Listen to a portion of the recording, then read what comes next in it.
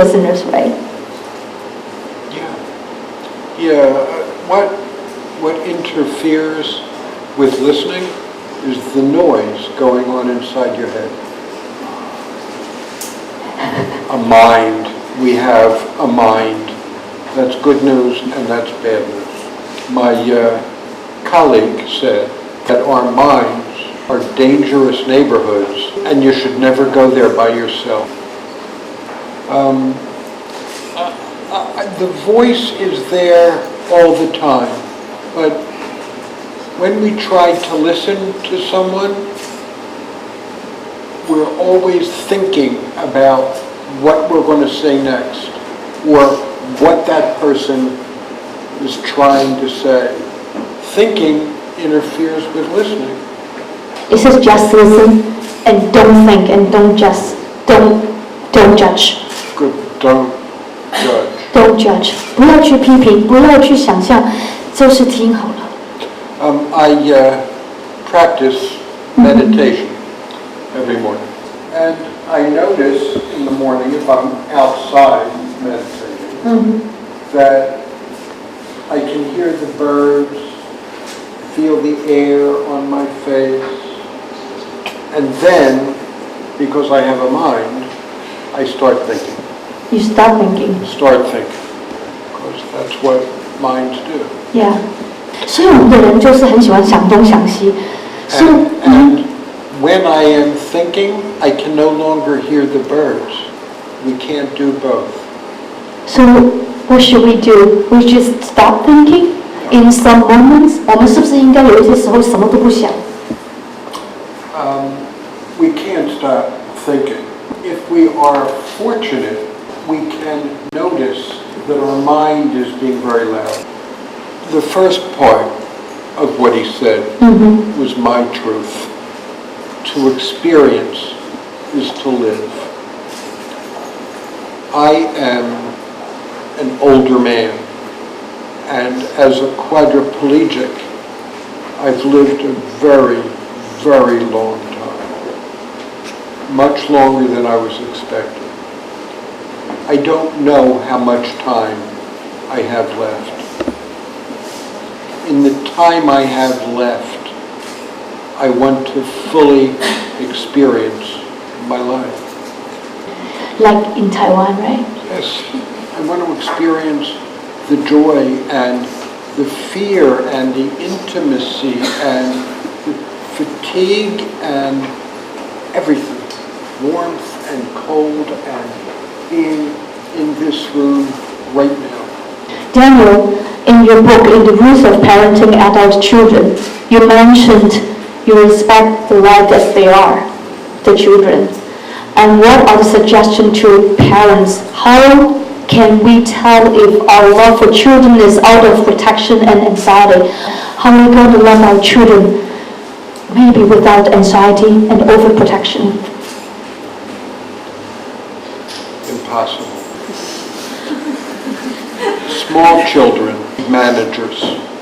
Older children need guides. Teenagers need people to support them. And when children get older, they need our faith in their resilience. You know that word? Our faith in their ability to solve problems. Our faith in their spiritual health. It's like Khalil Gibran said in his poem. He said, our children are not our children. They come through us, but not from us. 很优美吧? They are going into a world we will not know. We cannot teach them. They must teach us. Just like that infant filled with love, that kind of love we have forgotten. We have to learn from them. 如果他们真的已经有点坏坏的 like they're on the internet for 10 hours, or they don't come home by 12 o'clock, 12点都不回家，一直上网. What should we do? We still guide them? We all need rules, but if they are too many and too rigid, we lose oxygen. We set rules out of love, not out of fear. In one of his books, talked about a dilated heart. When the heart is fully open. Now, we all know that experience. You had that experience with me over at the table. Yes. So, when you see an infant for the first time, your heart's open. Yes. When you meet a lover you haven't seen for a long time, when you see a bird or a sunset, your heart is open. Your heart's open. This is love. It's love. And when you fear, your heart's closed. So I'll answer your question by saying simply, look at your heart, and you'll know the difference between love and fear. It's pretty easy. It's really not complicated. Daniel, I would love to ask you a question about the book, Learning from the Heart. 用心里面有讲过 about death, 死亡, right? But it's a lot of episodes in your book is about this, like your parents, and then how you deal with this.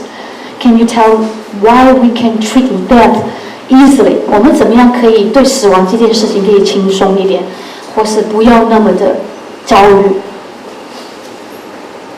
Death is a problem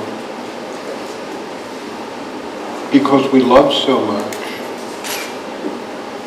We love so deeply. That's why death is a problem.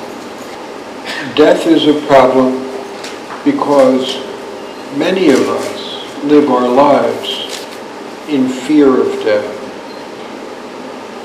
I had a friend of mine who had been diagnosed with a brain tumor, the same kind of tumor that ended my sister's life. This woman knew she would be dead in 1 year, and she screamed, "I don't want to die." And I said to her calmly, "I don't want to die either." So she said, "Why am I so upset and you are so calm?" I've had so much practice at dying. Sorry. So much practice at dying. I've come close so many times. And now it feels it's always nearby. And when death feels nearby, life feels just as close. That's when I feel most alive. Did that answer the question? 你有没有觉得我们台湾人好焦虑？我们怕这个怕那个，好像随时随地我们都没有。I think 没有安全感。They said they are very insecure. They are very anxious, anxiety. So how are we going to deal with it? 我们要去怎么样跟不安全感、恐惧，以致到焦虑可以并存？ How are we going to live with it? I have two thoughts. One is I met a young boy last year. He was 7 years old, and he had just developed a great deal of anxiety. He had just learned about 9/11. So he was afraid that planes were going to crash into his house and kill his family. So he and his mother had the same question that you had. What should we do? Mother wanted to know, should he get treatment? Should I lay in bed with him until his fears go away? Should I tell him to be strong? What should I do? I told him that when I was a young boy, we didn't know about jet planes. I was afraid of the boogeyman under my bed. Boogeyman. I was so afraid I was afraid to breathe. I was afraid to move my eyes. Truly, that's how afraid I was. Really? I told this boy that story, and he said to me, well, all these years later, are you still afraid? And I said, I can't lie. Maybe like a relative that you don't like, but is there all the time. 你不喜欢你的亲戚，他还是会来嘛，对吧？叫三大姨吧。You know. 你明白我的意思吗？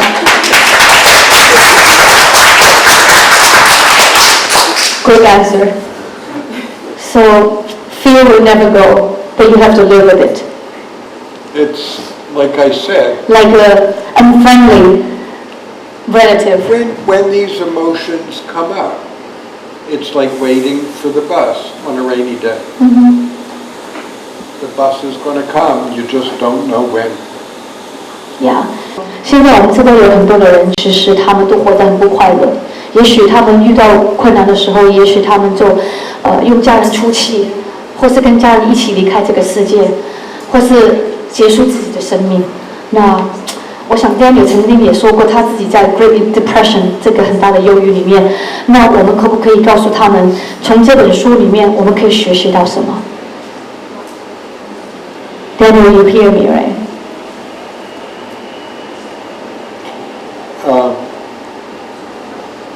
You know, part of the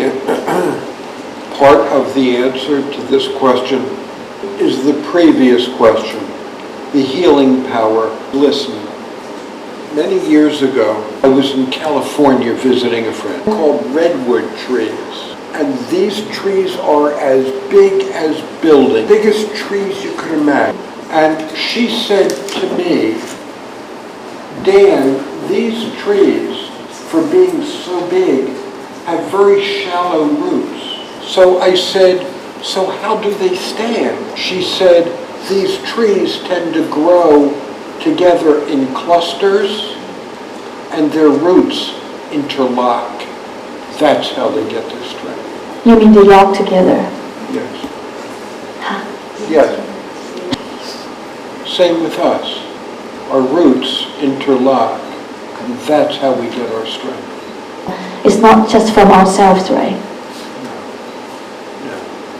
When we need compassion, give compassion. When we need love, we give love. There's plenty of love in there.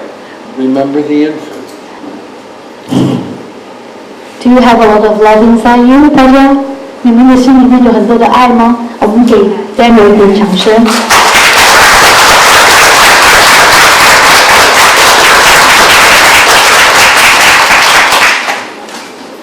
So, lastly, 我真的很想问 Daniel 这本书，其实它最想表达的是什么 ？Could you please tell us what you want to tell us of this book, Learning from the Heart? Could you please tell your family in Taiwan? My message is similar to Gandhi's famous quote, you must be the change you wish to see in the world. You talked about what we do for our children. We are role models for our children. They watch what we do. What we say doesn't mean anything. What we do means everything for our children and for the larger world. Don't complain about the world. Fix it. Isn't it nice?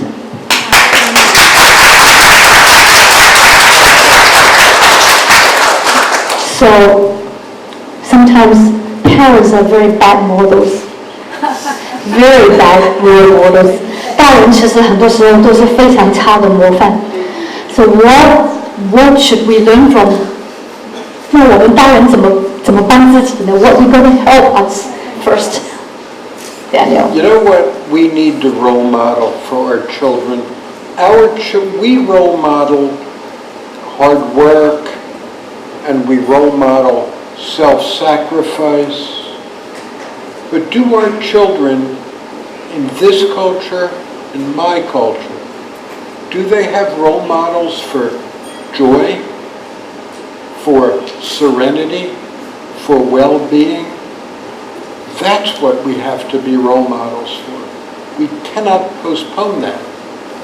We have to do it now for our children's sake, for the world's sake. So, what do you want to say to your fans in Taiwan?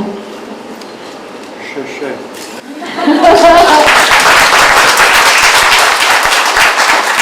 And we share you so much.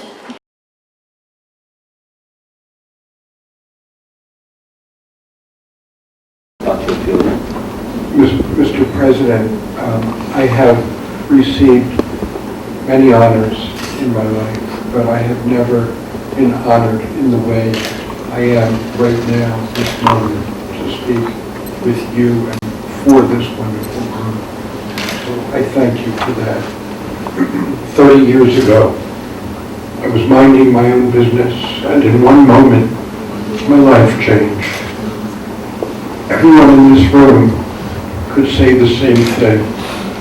But most of us adults could also say the same thing. Life's change in one moment.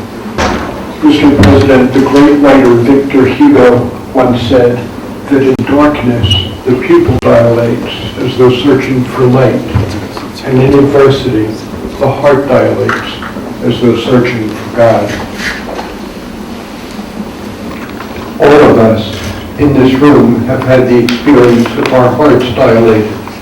It's when we find love. It's when we're comfortable with our humanity. It's what happens when we see a child for the first time.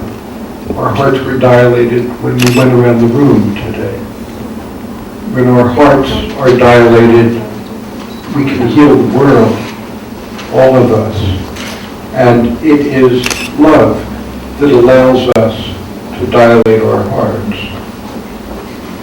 Mr. President, I've got a dear friend who survived the Nazi Holocaust, and she said, no pain should be wasted. I'd like to conclude my comments by talking about Mr. and Mrs. Cho, not about the foundation, but about the people, what they've done with their pain. Everything in this room, everything we've lived with